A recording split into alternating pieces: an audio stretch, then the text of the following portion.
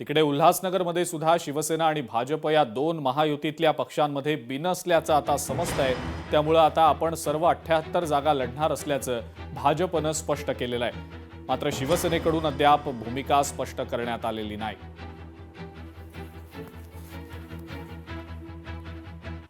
महायुति गठबंधन उल्लासनगर में नहीं होगा।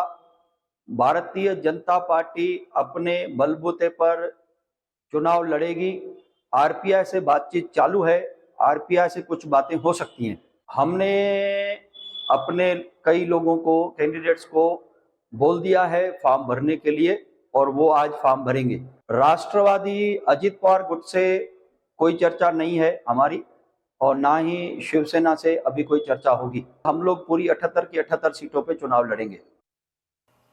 तर तिकडे पुण्यामध्ये भाजपच्या कोर कमिटीची बैठक सध्या सुरू आहे आणि या बैठकीमध्ये भाजपचे राष्ट्रीय सहसंघटन मंत्री शिवप्रकाश यांची देखील उपस्थिती असल्याचं समजतंय। पुण्यातल्या जागा वाटपाबाबत या बैठकीमध्ये चर्चा केली जात असल्याची माहिती मिळतेय।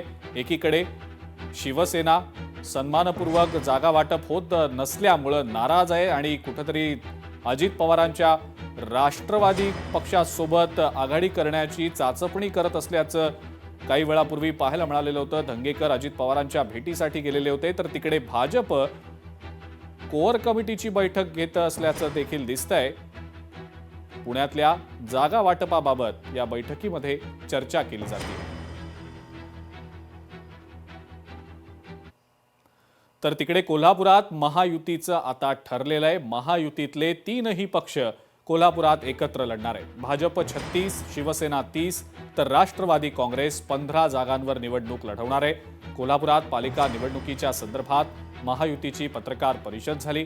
या पत्रकार परिषदेसाठी खासदार धनंजय महाडिक, मंत्री हसन मुश्रीफ, मंत्री प्रकाश आंबेडकर उपस्थित होते।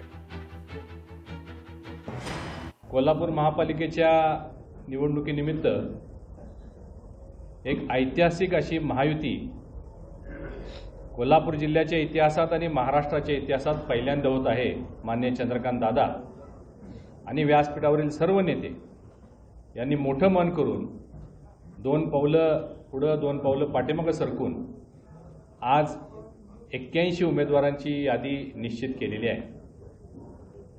भारतीय जनता पार्टी 36 जागांवर निवडणूक लढवेल, शिवसेना 30 जागांवर निवडणूक लढवेल आणि राष्ट्रवादी 15 जागांवरती निवडणूक लढवेल। महायुतीच्या वतीनं ही निवडणूक लढवण्यासाठी मॅरेथॉन पद्धतीच्या बैठका सुरू होतील आणि ते सगळ्या उत्सुकता जी होती त्या उत्सुकतेला आता एक मूर्त स्वरूप आलेलं आहे आणि कोल्हापूर शहराच्या विकासासाठी आवश्यक असणारं महायुतीचं एक अतिशय तगडं पॅनेल ज्याच्या माध्यमातून पुढच्या 5 वर्षांमध्ये या शहराला आवश्यक असणाऱ्या विकासाच्या सर्व गरजा पूर्ण करण्यासाठी अत्यंत चांगल्या पद्धतीचे उमेदवार आम्ही देतोय।